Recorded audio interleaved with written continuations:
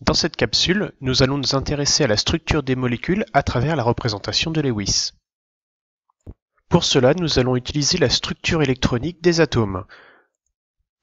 Donc, je vous rappelle, nous allons nous intéresser principalement à 4 atomes qui forment les molécules de chimie organique, l'hydrogène, le carbone, l'azote et l'oxygène.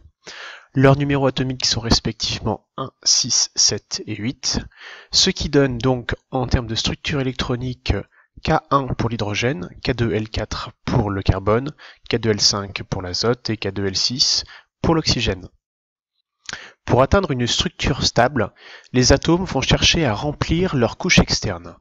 Pour l'hydrogène, donc la couche K ne peut contenir que 2 électrons, il va chercher à avoir une structure de type K2, donc on dit qu'il a une structure en duée. Pour les atomes de carbone, azote et oxygène, eux, ils vont chercher à avoir 8 électrons sur la couche externe, on dit alors qu'ils ont une structure en octet. D'accord ? Donc pour l'hydrogène, il va chercher à gagner un électron, le carbone 4, l'azote 3 et l'oxygène 2. Commençons par une molécule simple, celle du dihydrogène. Le dihydrogène est constitué de 2 atomes d'hydrogène, donc nous allons commencer par représenter ces 2 atomes, ainsi que le ou les électrons situés sur leur couche externe, donc la couche la plus éloignée du noyau. Pour l'hydrogène, il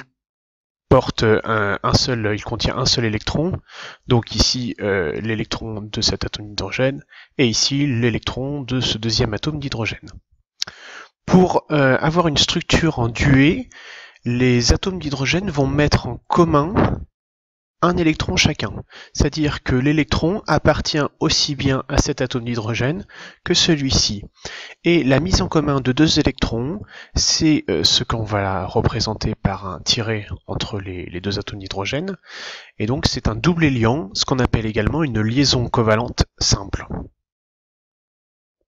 On vérifie pour chaque atome qu'il respecte la règle du duet, donc l'atome d'hydrogène est bien en proximité d'un double liant, donc un doublet d'électrons, celui-ci également, donc les 2 atomes sont stables.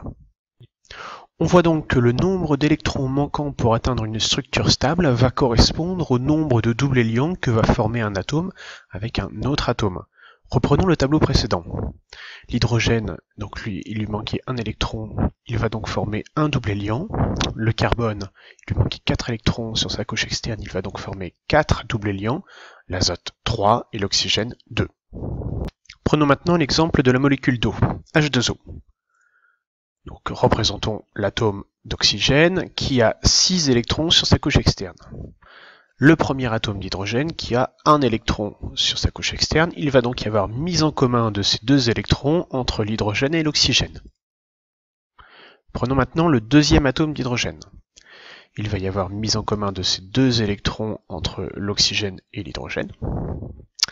Et les 4 électrons restants au niveau de l'oxygène ne vont pas former de doublets liants, mais ce qu'on va appeler des doublets non liants.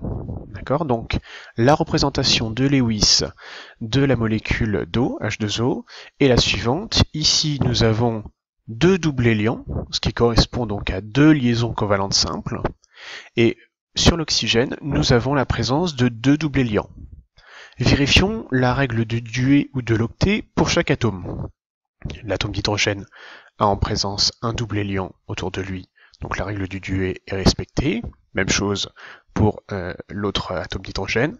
L'atome d'oxygène est en présence de 2 doublets liants et de 2 doublets non liants, donc 4 x 2, 8.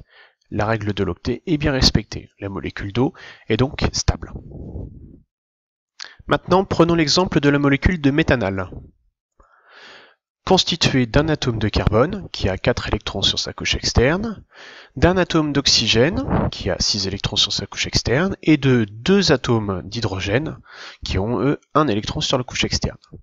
Nous allons donc avoir la mise en commun d'électrons entre l'hydrogène et le carbone, le deuxième hydrogène et le carbone, et entre le carbone et l'oxygène, nous allons avoir la mise en commun de 2 électrons de chaque côté, donc 4 électrons. La représentation de Lewis du méthanal est donc la suivante. Vérifions une nouvelle fois la règle de l'octet pour l'atome de carbone. Il est en présence de 4 doublés liants autour de lui, la règle de l'octet est respectée. Concernant l'oxygène, 2 doublés liants, 2 doublés non liants, règle de l'octet respectée. Et l'hydrogène, un doublé liant, donc règle du duet respectée. La présence de 2 doublés liants correspond à une liaison covalente double.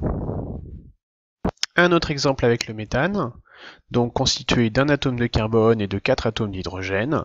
La représentation de Lewis sera donc la suivante. Ici, le carbone a 4 doublés liants.